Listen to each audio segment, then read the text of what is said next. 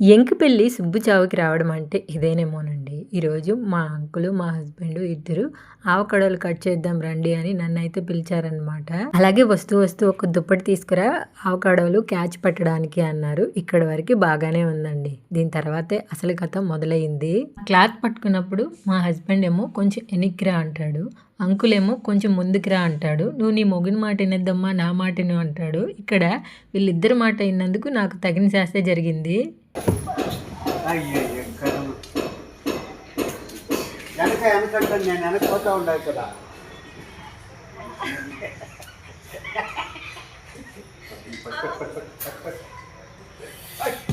Uncle ఈ avocado నా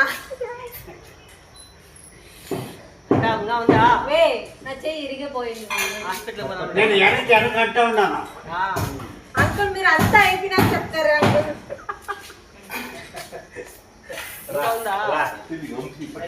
అమ్మా ఒకేసారి నా చేతి పైన 2 ఆవకాడలు పడ్డాయి. ఒకటి ఆన్ స్క్రీను, ఇంకొకటి ఆఫ్ స్క్రీను. 4 ఆవకాడల కోసం ప్రాణం మీదకి తెచ్చుకోవడం అంటే ఇదేనేమో. లైక్ చేసి వెళ్ళండి.